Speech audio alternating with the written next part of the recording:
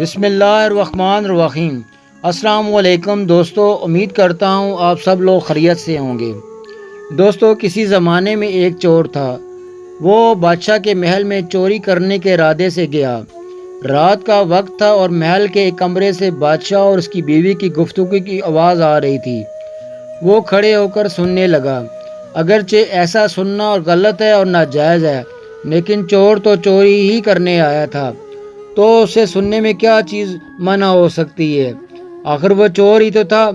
اس چور نے سنا کہ بادشاہ اپنی بیوی سے کہہ رہا ہے کہ اپنی بیٹی کی شادی ایسے آدمی سے کروں گا جو نہایت متقی اور پرہیزگار اور اللہ والا ہوگا۔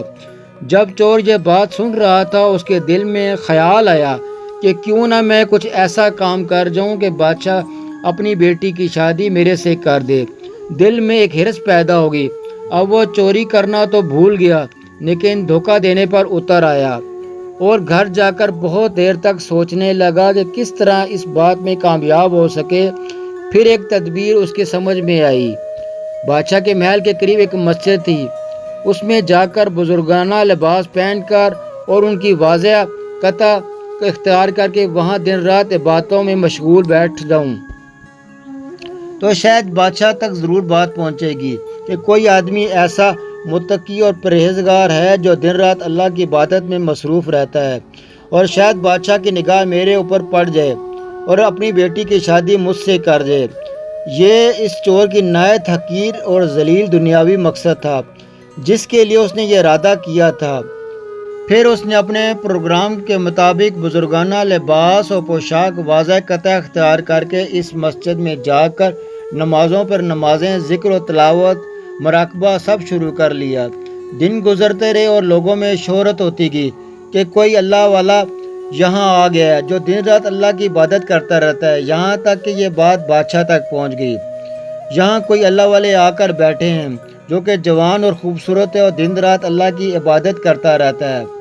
جب بادشاہ کو یہ بات معلوم ہوئی تو انہوں نے اپنے ارادے کے مطابق غور و فکر شروع کر دیا کہ شہزادی کے متعلق جو سوچا تھا اس کے لیے اس کا انتخاب کیوں نہ کر لیا جائے۔ بادشاہ نے اس سلسلے میں گفتگو کے لیے وزیر کو بھیجا۔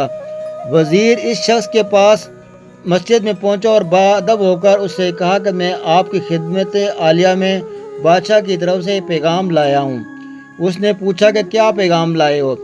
وزیر نے بتایا کہ بادشاہ نے کئی سال اپنی یہ فیصلہ کیا تھا کہ وہ اپنی بیٹی کا نکاح ایک ایسے شخص سے کرے گا جو بڑا متقی اور پرہیزگار اور اللہ والا ہوگا، اور ان کی تلاش ختم ہو گئی ہے آپ پر۔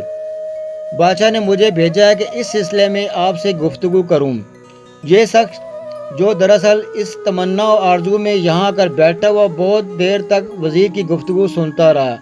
اس کی آنکھوں میں آنسو جاری ہو گئے۔ وزیر نے پوچھا کیا بات ہے؟ تو کہنے لگا آج جو پیغام لے کر آپ آئے ہیں یہ پیغام مجھے منظور نہیں ہے۔ وزیر نے کہا کیوں منظور نہیں؟ اس شخص نے کہا دیکھیے میں صاف صاف بات کرتا ہوں اور آپ کو اصل بات بتاتا ہوں کہ میں ایک چور تھا اور ایک مرتبہ بادشاہ کے محل میں چوری کے ارادے سے گیا تھا۔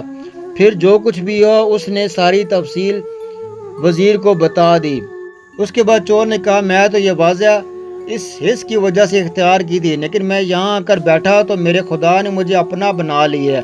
اب بس اس کے علاوہ مجھے اور کچھ نہیں چاہیے۔ میرے لیے میرا خدا کافی ہے۔ بے شک جب عبادت ہو جائے، نمازیں ہو جائیں، ذکر و اذکار ہو جائے، ہمارے دیگر باتیں واقعی باتیں ہو جائیں تو بے شک یہ نمازیں اور باتیں انسان کو برائیوں سے روکتی ہیں۔ اللہ تعالیٰ سے ہم لوگ دعا کرتے ہیں کہ ہمیں جو کچھ بھی مانگنا چاہیے اپنے اللہ سے مانگنا چاہیے۔